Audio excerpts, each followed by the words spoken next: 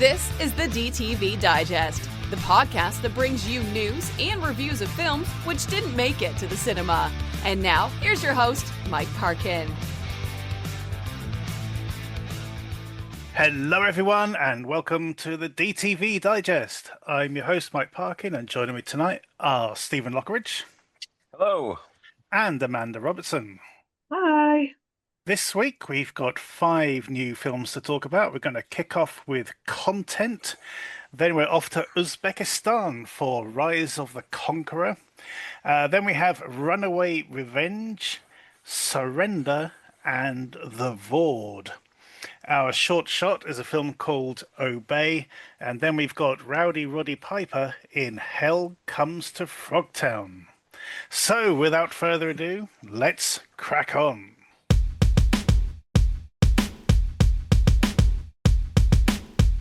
Our first review then is Content. Shown through phones and laptops, a seemingly polite director stalks and blackmails his actors into living a real-life horror movie. Okay, so this takes the format. It's a format we've seen before. During COVID, there was an excellent film called Host. Did either of you catch that one? Oh, yes. Yeah, very good. Very, really worked the format to really good standard. And then there's been a series of films which are like this, where sort of set during Zoom meetings and stuff, and somebody stalking them. I can't remember what they called though. Can you remember? Unfriended, was it? Unfriended. That's it. Yeah. So there was a couple of those. I remember. Yeah. And this is the shit version of that format. This is when it goes horribly wrong, and what you end up with is watching paint dry. I don't know. I mean, maybe you guys got something out of this, but I was falling asleep watching this. There was nothing really compelling to keep me watching this at all. So I'm going to throw this over to Amanda first. Did you get anything out of Content? No. It was very tedious. It was not for me. Like using phones in that Zoom style. It can work if you've got something to actually put on it, but this was just nothing. I mean, we're going to sort of come back to this a bit later when we talk about the short as well. But yeah, there's nothing compelling about it at all. For me, we only had an antagonist. We didn't have any real protagonists in the story. Yeah. I mean, and just sort of, and half the stuff. I don't know. I'm getting, I'm pushing middle age, probably a bit further on than middle age, and who knows? Millennials may get something out of this, because while I'm saying it was pretty tedious to watch, there was quite a bit going on around the screen, and somebody with a different sort of attention span may actually glean more out of this than we did. Throwing you all under the bus, but I don't know. That's all I'd really say on it. Steve, what did you make of Content? Yeah, it's shite. It's awful. I mean, every single character is annoying, especially the main character, who's also the director as well. Yes, and it's like I said, it's tedious, it's boring. Nothing's going on. Nothing's really happening that much, and you've got I get the style that he's trying to do. I mean, he's trying to do like a Zoom film within the Zoom film, because he hacks into all their webcams, doesn't he? And so hoping to use that information to sort of blackmail them later on. Yeah, and which could have been quite good, but it's just tedious. I mean, the guy who's supposedly like the main actor in the film, his film, it's terrible. And he goes from oh well, I could be doing it to I'm so method and all this No. And the ending was just, I think it was just a bit of a shock value ending Right. for the sake of it, just to give it something. Oh, look at us, aren't we really shocking? And yeah, it's just boring. It really was. Because there was a sort of there was an element in it, not Ted Bundy, it was another serial killer who got caught because of body parts and stuff. Mm. Jeffrey Dahmer, that was the guy I'm Yeah, thinking of. There's a yeah, sort of slight element of that going on as well in the background.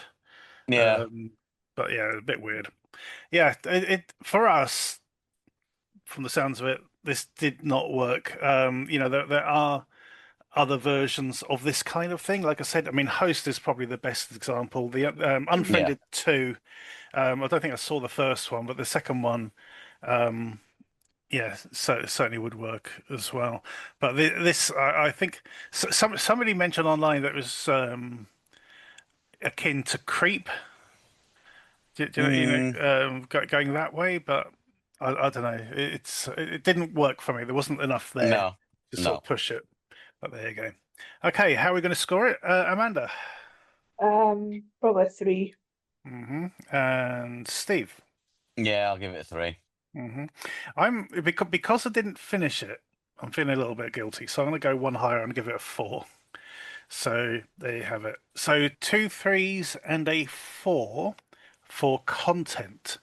If anyone, a lot younger than us wants to watch it and get back to us, tell us we're wrong or tell us we're right, go check it out.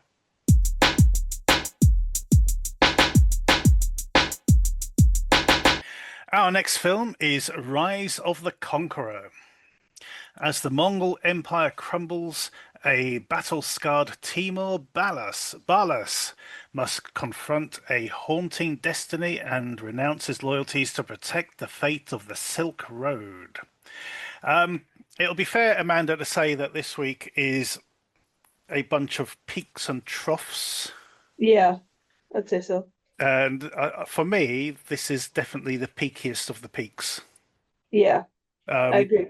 So this is a it's a big budget film from Uzbekistan. I think it's shot in English, or at least the version we got was in English. And it is great. This is kind of a mix of it's part Gladiator, part Braveheart,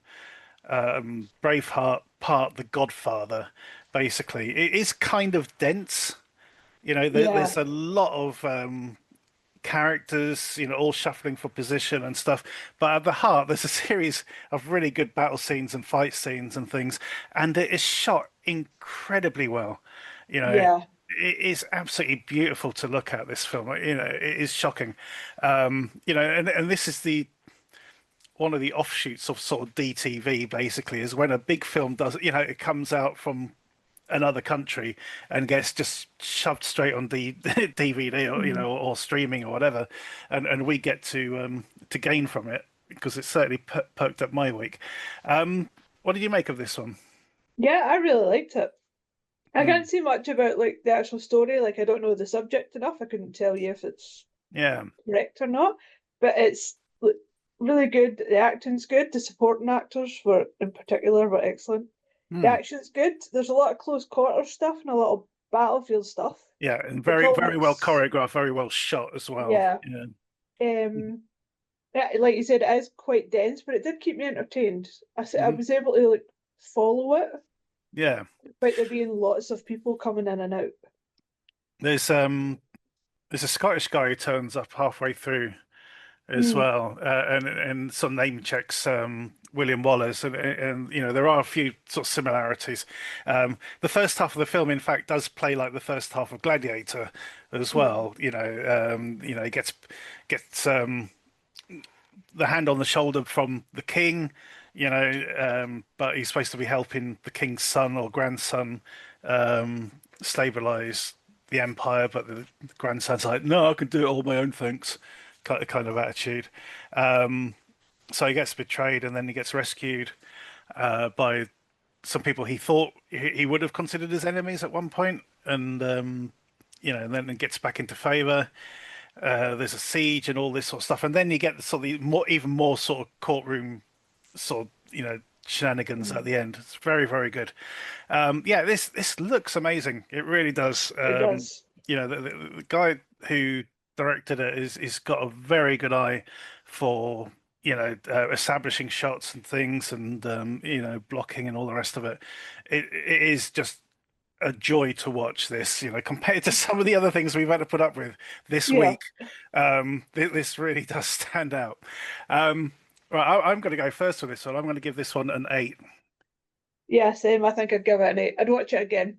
Yeah, exactly. Yeah, I could definitely see myself watching this again. I think another film sort of touchstone for this. I don't know if you've seen it. It's called The Warlords with Jet Li and Andy Lau. Yeah, I've seen that one. Yeah, it's like a little bit of a similar sort of feel to that as well. So anyway, so 2 8s for Rise of the Conqueror. I was really worried when I heard that title because it just does sound very DTV. It's that sort of very. Oh, okay. Yeah. And it's not, but even so, it's not the worst title of this week either, for which we will get into. But yeah, 2 8s, highly recommended by myself and Amanda. Go check it out.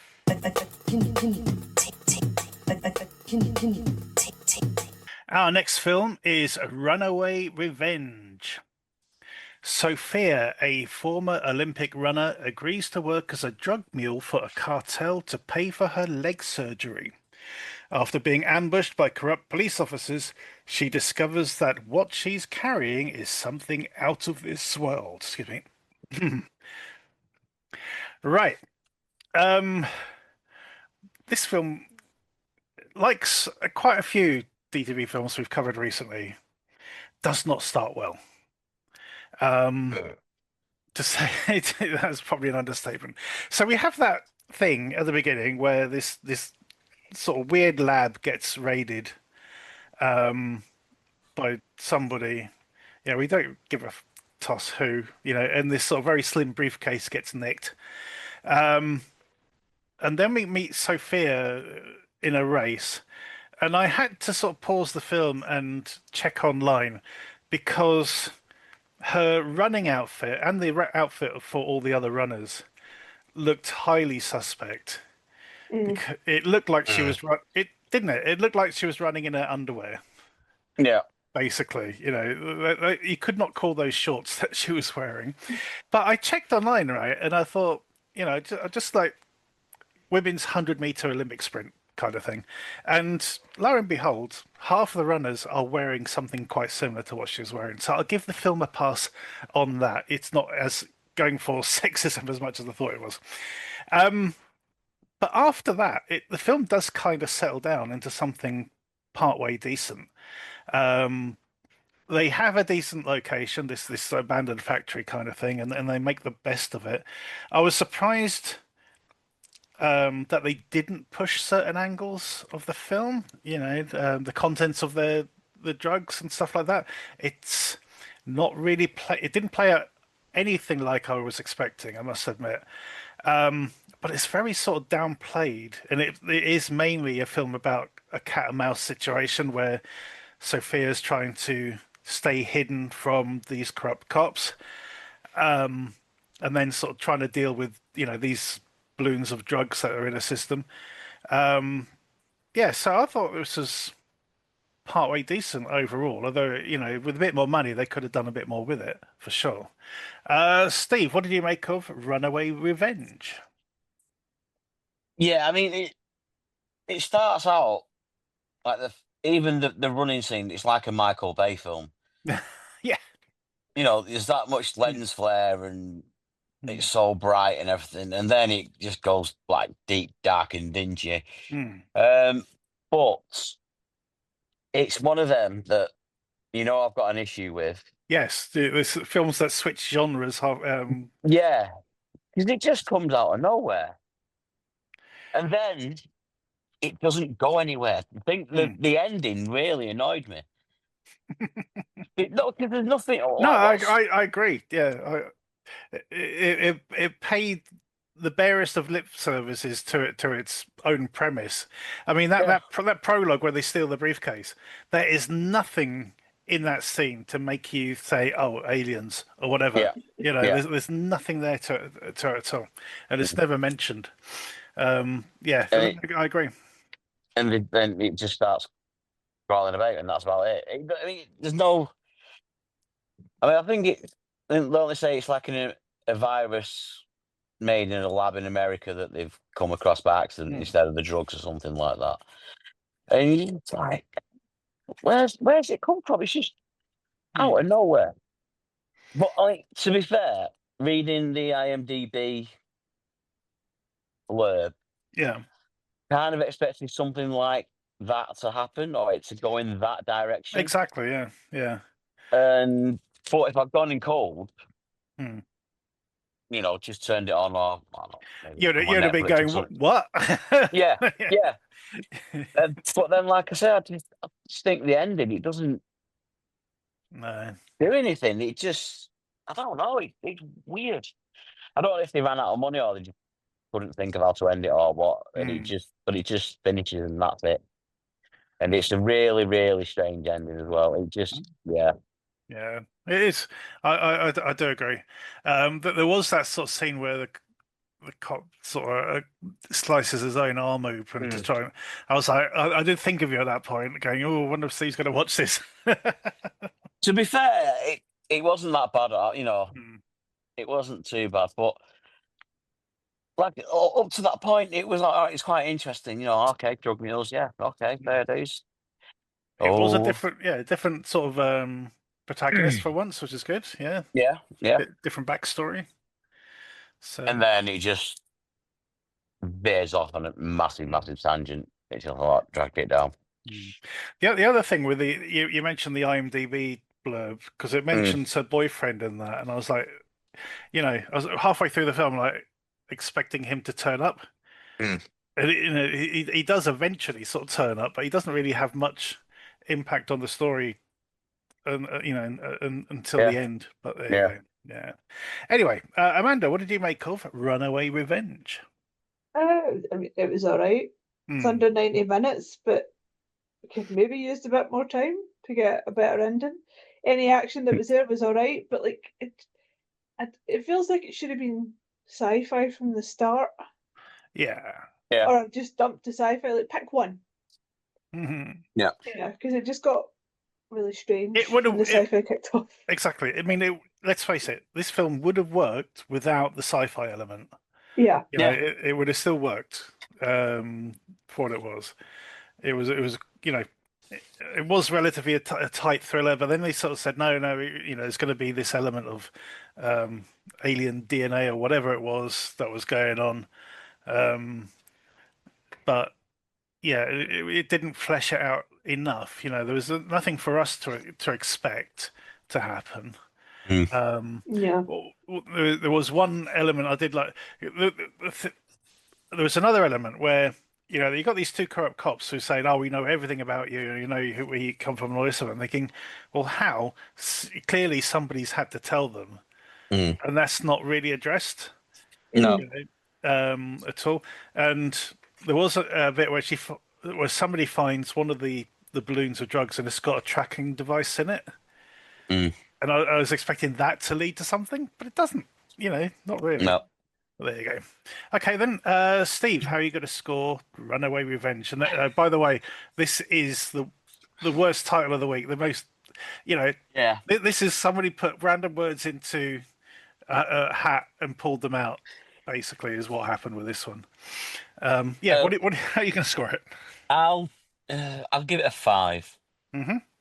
And Amanda? Yeah, I'm the same. I'd probably give it a 5. I think I did enjoy it a little bit more than you, but maybe because my expectations were so low after the opening. So I'm going to go for a 6. I think if they, maybe if they got rid of the alien stuff, it would have been a better film. If they'd established more of what the alien stuff was, that either way, they're caught in the middle. And it's hurt the film. So there you go. So 2 5s and a 6 for Runaway Revenge. Yeah, what revenge? What run? Anyway, go check it out. Our next film is Surrender. On the day of his retirement, Detective Shaw discovers a serial killer has buried his son alive and must solve 3 murders to find him before he dies. So this is Josh Duhamel, very much embedded in his DTV phase of his career. We covered a film last year with him in called London Calling, which was actually Yeah. it was relatively fun. That one, I seem to remember. No, the characters were fun. That was it. The characters were fun. The film itself was quite generic. This has some good points, but it has a lot of bad points as well. The opening, or the opening shot of the house, and you can hear the sort of screams and things inside. I thought that was quite effective. But then we get this hooded guy walking down the street for what seems to be forever, and the camera's sort of making it, the music's making a big deal of it. The camera's just following him. You just see screaming out for some editing, really. Josh Duhamel's character is, he's retiring as a detective because he wants to spend more time with his son, who he feels quite distant from. They've got a bit of an antagonistic relationship. But then this guy comes in like bloody Kevin Spacey in Seven, saying he's done a bunch of murders, and this particular detective has to be the one to solve them. They could have just turned around and said, "Oh, sorry, he's retired. He's got, you have to deal with somebody else." But there's more to it, and I think as the film goes on, I got more and more out of the story. So yeah. Overall, I was kind of enjoying this one, despite the opening again. What did you make of this one, Steve? I enjoyed this, actually. It's not. I mean, it is basically Seven crossed with Dirty Harry. But it is a bit ridiculous. I mean, it's not the most believable film, shall we say. But I did enjoy it. I thought the performance was pretty good. Like you say, the beginning was a bit, like what's going on here. And it does unravel a little bit loosely, shall we say, but it's 90 minutes. It's quite decently paced, apart from the opening. Yeah, it's just a bit goofy, daft fun, but I did enjoy it. Yeah, I mean the actual sort of the police procedural part was quite good. The actual his investigation. You start getting into it when you sort of start seeing the motives and things. Yeah. Amanda, how do you get on with this one? Yeah, I'm the same. I did quite like it. It's well acted. I mean, it's maybe trying a bit too much, but I was entertained. I had a good time. I'm also really sure there's an episode of Inside Number 9 with like a very, very similar premise. I've never seen that series actually. It's a really good series. You've really got on it. It's yeah. I won't say much else about that specific episode, but it is someone's son that's been buried alive, and he has to sort something out. But no, it's a really good series. But yeah, I had a good time with this one. It's all right, cool. But I don't think I'd watch it again. But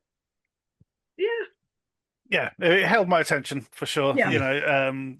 I think the music took me out of it a little bit at times. As I said, there was there are scenes where the music's trying to make it seem like a bigger deal than it actually is. What you're actually watching. But anyway, small potatoes really. Can I just say there is a mid-credit scene as well. I don't know if you caught that. Oh, I didn't actually. Yeah. All right. Yeah. Okay. Yeah, I didn't expect that from this. But there you go. Funny enough, I watched an old William Castle film this week called Macabre, and that had the similar thing where it was a small town doctor who finds out his little girl's been kidnapped and buried alive. That was quite good as well. I think that's an Edgar Allan Poe story. Yeah. There's like a similar premise as well. Yeah. Yeah, sorry. Yeah. Anyway, scores on the doors. Steve. I'll give it a 7. And Amanda? Yeah, same 7. I'm gonna go a 6 on this one. It is very watchable, for sure, but I just found it a bit rough at the beginning. So a 6 and 2 sevens for Surrender. If you look this up on IMDb, you'll find it under the title Neglected. There you go. But yeah, solid procedural. Go check it out.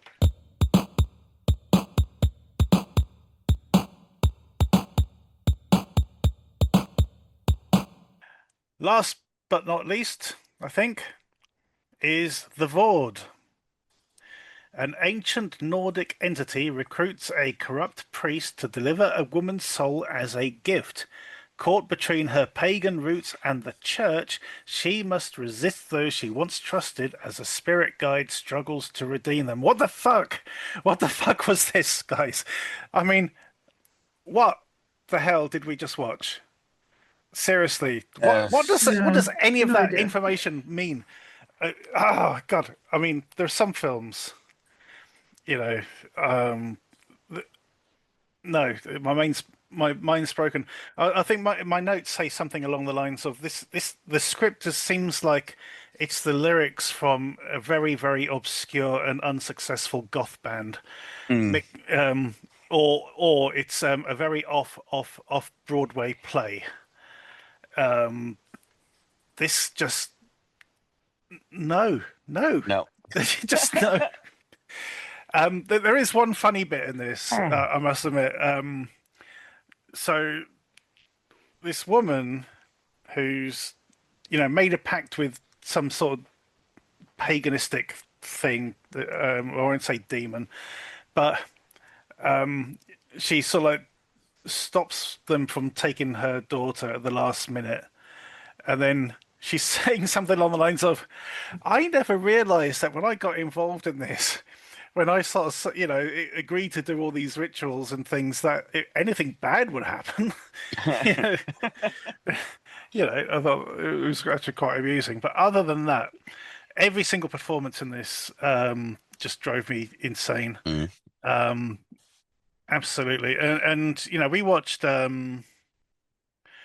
OnlyFans in our last episode, which I did enjoy a lot, but there was one particular actor playing a character called the Master, who was just in a different film altogether, and I felt like every character in this film was the Master from OnlyFans. The tone was just all over the place. There was nothing cinematic about anything going on. I could rant for all night on this one. I'm going to shut up. Steve, your turn. Yeah, it's dreadful. It really was. At first, because you've got the opening scene where it's like supposedly. I thought it was meant to be like Thor and Loki or something, Yeah. And then it took me about 20 minutes after that to realise that they were the two supposed spirits or whatever, that don't actually interact with anybody through the whole film. They just kind of stand there spouting bollocks. And then scripts is just, it's like a death metal lyric sheet, the whole thing. But what it kind of reminded me of is one, them old like Christian movies. Yes. Like the one with Nicolas Cage, like Left Behind and all Left that. Behind, yes. Yeah. It's like something like that. I don't know. Yeah. I mean, I remember as a kid, we went to London on a school trip, right?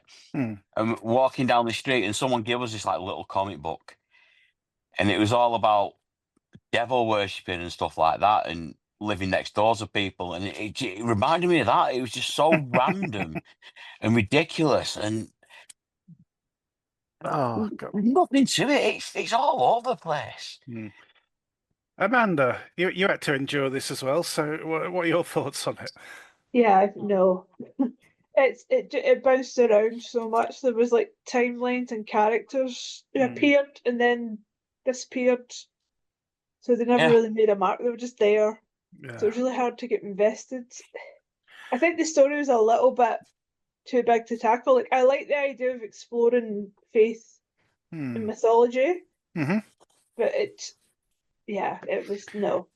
I'll It give tried way, yeah. way too much. I mean, I'll give you an example. This is one of the things that irked me in this a lot is the way characters refer to each other. So for example, Steve, if I'm in a conversation with you, Steve, if I, we have a little chat, Steve, and I want to make a point, Steve, you see what I mean? It's just two people, talking. There's no one else there. Oh, I wonder who you talk. Oh, you mean me? Right, I didn't realize. But it was things like that all the time. Even at the beginning with the two brothers referring to each other as brother. I have never ever ever referred to my brother as just brother. Called him quite a few things, but never, I never actually just call him brother. That would just sound so weird. Yeah. Anyway, okay, I'm not expecting a lot out of this. But scores of the doors, Amanda. I'd give it a 3. 3, yeah. And Steve. Yeah, 3. So, yeah, 3s all round for this one. We don't usually get anything that we react to as badly as this, but this is bad. I'm sorry. It really is. 3 3s for the Vord. If you're interested in a bit of weird mystic mythology, you may get something out of this, but you probably get more out of watching Good Omens than you would out of this. But there you go. 3 3s for the Vord. Go check it out if you dare.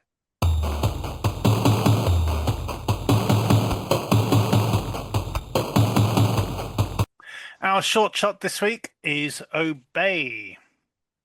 A woman gains social media celebrity by teaching her dog commands, but comes to regret it. I mentioned earlier when we talked about content that there was another film that we'd have to deal with, the elephant in the room, because this starts with I don't know, TikTok footage or something. Yeah. It's that sort of thing. Or the YouTube Shorts thing that you get. So it took a little bit of time for this to settle down. But then we sort of get this footage of her sort of teaching, she's taught her dogs to press these buttons, which will then say a word, so that she can kind of communicate with it. But then sort of tragedy happens. And then one night her dog comes back, or the spirit of a dog comes back. But things aren't as cool as she thought they were. And that is basically the crux of what we have. Amanda, what did you make of Obey? I quite liked it. It felt a little kind of Stephen King. But I had a lot of fun with it. I mean, I don't really know why she was teaching the dogs swearing. But you know what? See if it was all in the kind of TikTok, YouTube Shorts thing, it would still have worked on content. But no, I had a good time. It's fun. I always find it a bit weird when the any sort of film or short or whatever tries to emulate something like TikTok, where people are sort of making comments, live comments and things, sort of scrolling down, and it's difficult. You're trying to read what they're saying, but you think, never mind, it's beyond me. Steve, how did you get on with this one? Yeah, I actually quite enjoyed it, to be fair. I'm glad it didn't stick with the whole TikTok thing, and it became more, like a normal narrative or whatever. But yeah, it's quite interesting. I mean, you do see these where they teach the dog to tap the button, for a treat or whatever, and stuff like that. And then you see the dog's touch board. There's 40 different buttons on it or something like that. But yeah, I thought it was decent. It weren't exactly scary or creepy or anything like that, but just a nice little 10-minute diversion, Yeah, it is interesting as well. We've all seen things like this online, and it does sort of ask the question. So, okay, what she's presenting on her channel or whatever is the results. Mm. Without sort of showing how she got those results. Yeah. You don't know what she put her dog through to get there, sort of thing. Is it all reward, for getting things right, or was there something else going on? And her dog certainly got something to say about it. Yeah. So yeah, no, I did like this one. I thought it was quite clever. There's been a couple of films and shorts about sort of dogs and the supernatural recently. I mean, obviously we had Good Boy. Mm. There was another short we covered last year, which was just quite good as well. So yeah, this was pretty solid stuff. So we don't score the shorts, but we do recommend you go check them out, and we shall put a link to this in the footnotes below. Go check it out. Our DTV throwback this week is Hell Comes to Frogtown. After a worldwide nuclear war where 68% of the male population was wiped out and virile men become a rarity, Sam Hell, a scavenger and highly virile man, is assigned to help rescue a group of fertile women kidnapped by humanoid frogs. Okay, so this is from New Line Pictures, which is it New Line? What's New Line? I think so. Yeah, New Line. Yeah. Roger Corman's production company, Mm. and it does sort of, has definitely got his sort of stamp on this for sure. I've seen this before, and it is a fun film. It's there is a sort of weird, dodgy element to it, for sure. This whole bit with like when they come across one of the women, and it's just like, oh, she's passed out. Oh well, you might as well have sex with her, and, get pregnant as quickly as possible. Element, which is a bit weird, but there you go. But oh yeah, I did enjoy this one. I must admit, I think Roddy Piper does a good job of playing a sort of roguish, sort of almost like a Han Solo character, but without the the good streak to him, without the moral compass. So yeah, this is pretty good. The effects are quite good. The frog creatures are pretty well done. So yeah, this is quite fun. This one, Amanda, what do you make of it?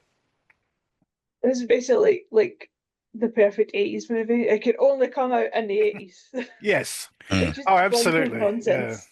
And only Roddy Piper could have gotten away with saying those lines and punching frogs and still come out looking kind of cool.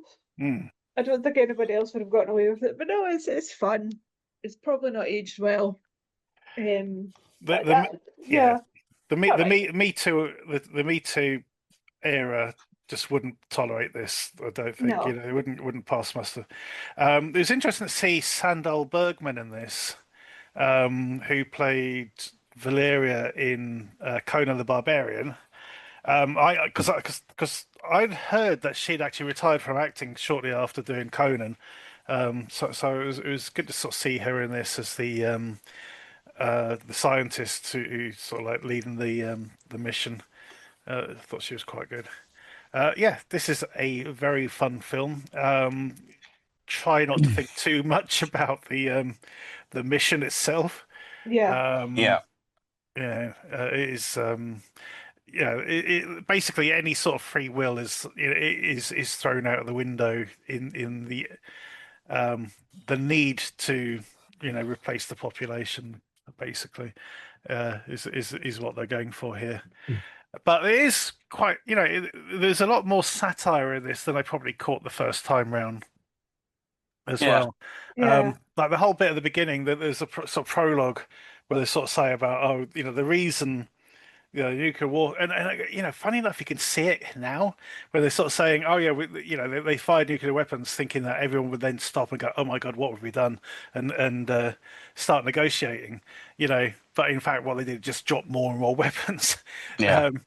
And then there's this little bit where you sort of see the Statue of Liberty, and then it turns out it's not. It's just like a mini statue that somebody picks up. It's sort of quite good. Yeah. So it's a nice there is a sort of quite a satirical streak to all of this for sure. Yeah, it's digging into that kind of macho action hero thing as well a little bit. Yeah. Yeah, Yeah, absolutely. because he is quite like extreme macho action hero. Even for the 80s, it's like, I don't know. Yeah, I do like Roddy Piper as an actor. I mean, obviously everyone knows They Live, but there was a couple of others that he did for like PM Entertainment and things like that, which were quite good. There was one where I can't remember what it was called, but he and his partner are sort of like trapped on the wrong side of town, need to get back, you know, and it's a sort of chase across, the bad side of the town. That was a pretty good one as well. Yeah, so this is definitely worth checking out. Can I not actually speak on this one? Oh my God. Getting ahead of myself, aren't I? Sorry, that happens. Steve, what did you make of Hell Comes to Frogtown? I didn't see it. You didn't see No, it? I'm joking. After all that. No, I did.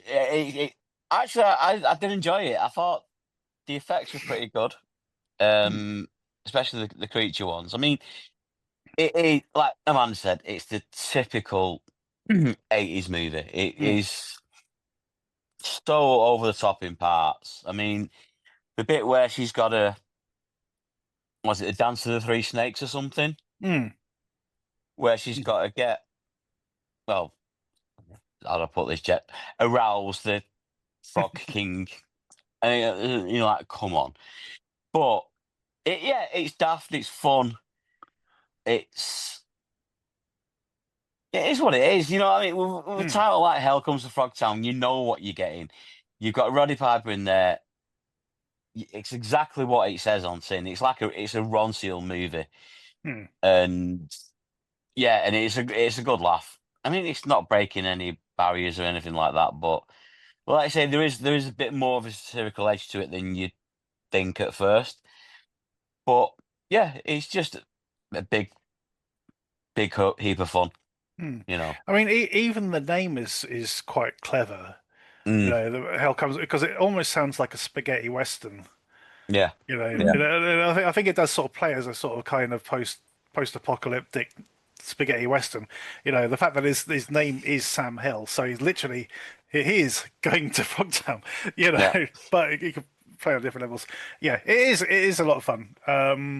I remember avoiding it for ages when it came out on video, and it wasn't until I saw it on streaming a long time afterwards. You know, I can't remember why I watched it. Somebody probably recommended it, but it's a good time. I don't know where you guys watched it. Did you watch it on Tubi? Prime. Yeah. Was it on Prime? Oh, was it? All right. Yeah. Okay. Awesome.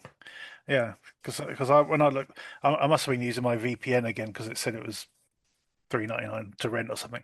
Anyway, never mind. But yeah, definitely go check it out. You can find it on Prime. You can find it on Tubi if you don't mind a few adverts. But there you go. And that is the end of this week's show. So thanks, guys. Peaks and troughs is what I said earlier. We definitely had a peak with Rise of the Conqueror. I thought that was very good. And I really, really hope that we don't get anything of the standard of the Vord.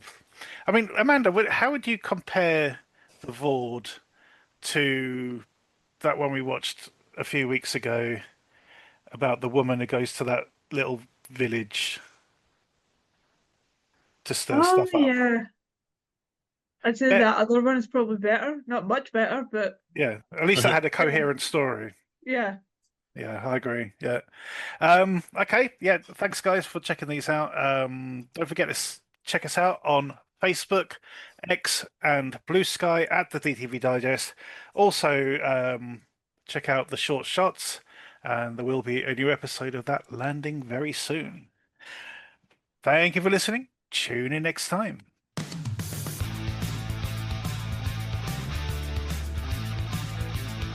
Thank you for listening to the DTV Digest. Let us know your thoughts in the comments and tune in again next time.